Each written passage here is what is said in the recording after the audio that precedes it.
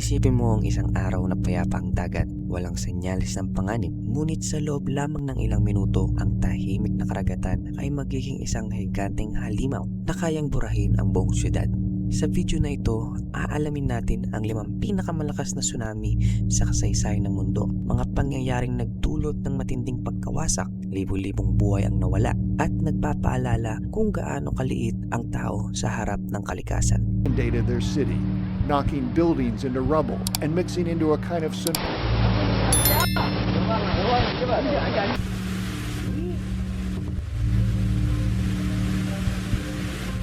Unahin natin sa number 1, Indian Ocean Tsunami 2004. Noong December 26, 2004, isang magnitude 9.1 to 9.3 na lindol ang yumanik sa ilalim ng Indian Ocean, malapit sa Sumatra, Indonesia. Ang lindol na ito ay nagdulot ng pinakamalakas at pinakanakamamatay na tsunami sa kasaysayan. Umabot sa 13 meters ang taas ng alon at tumama sa 14 na bansa, kabilang ang Indonesia, Thailand, Sri Lanka at India. Higit sa 230,000 katao ang nasawi. Karamihan ay walang kaalam-alam sa paparating na panganib. Sa ilang lugar, umatras muna ang dagat, isang babala na hindi naunawaan ng marami. Pangalawa sa ating listahan ay ang Tohoku Tsunami, Japan 2011. Noong March 11, 2011, isang magnitude 9.0 na lindol ang tumama sa silanging bahagi ng Japan. Ang sumunod na tsunami ay umabot sa 14 meters sa ilang coastal areas. Winasak ang mga bayan at naging sanhi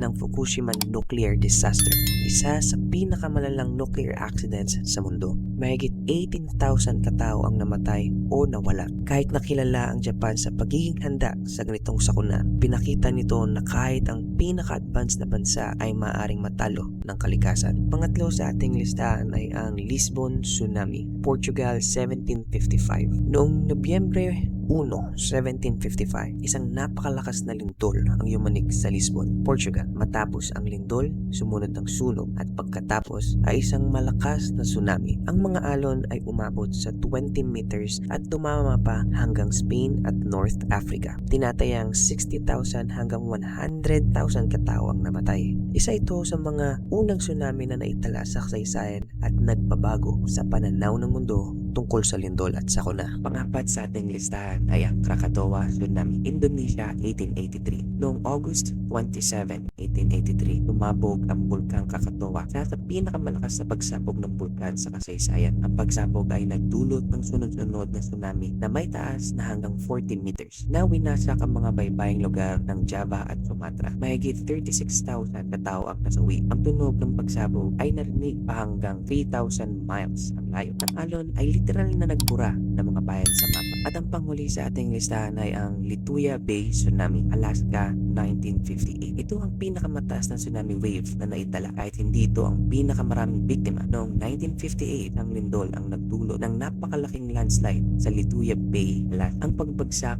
ng milyong-milyong tonelada ng bato ay nagtulak ng tubig pataas. Umabot sa 524 meters ang taas ng alon. Buti na lamang ang liblib ang lugar, kaya dalawa lamang ang nasawi. Ngunit hanggang ngayon, hawak pa rin nito ang record bilang pinakamataas na tsunami sa mundo. Ang mga tsunami na ito ay patunay na sa isang iglap, kayang baguhin ng kalikasan ang takbo ng kasaysayan. Hindi mahalaga kung gaano kaunlad ang isang bansa kapag nagalit ang dagat, wala itong pinipili. Kung nagustuhan mo ang ganitong klaseng content, huwag kalimutang mag-like, mag-subscribe, share ang video na ito. Ito ang inyong paalala, laging maging handa at galang ang kapangyarihan ng kalikasan ng susunod na kwento.